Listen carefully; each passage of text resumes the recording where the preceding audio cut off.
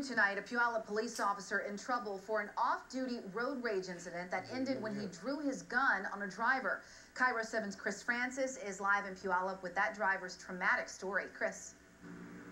Angela, a simple rear-end collision led to a high-speed chase which ended just up the road here in Puyallup, where that driver faced the barrel of an off-duty officer's weapon. It began at a green light when the driver ahead of Tim McCreary wasn't moving. McCreary honked his horn and went around. I just passed him real quick. As I'm passing him, look over, he's flipping me off and he's distraught.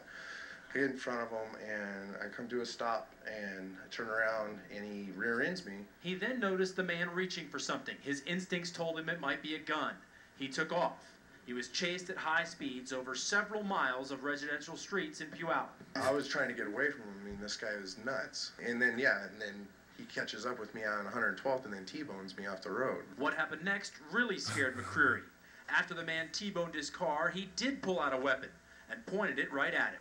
I just threw my hands up. I'm like, I don't know what to do. I mean, you're going to shoot me, you're going to shoot me. I mean, I didn't know he was a cop. That's right. It turns out the man chasing him was a Puyallup police officer, off-duty in a four-door Honda. The officer pulled McCreary out of the car and subdued him at gunpoint. I didn't find out he was a cop until after all the other cops were there, and I noticed he put his badge up on his shirt. After 2 hours of questioning, the investigating officers decided to treat it as a typical traffic accident, letting both drivers go. But McCreary says it was terrifying. He was very nervous. He couldn't hold it steady or anything. It's like I said, he's never held a gun before in his life. So that was the most scary part, is thinking he might just accidentally squeeze that trigger.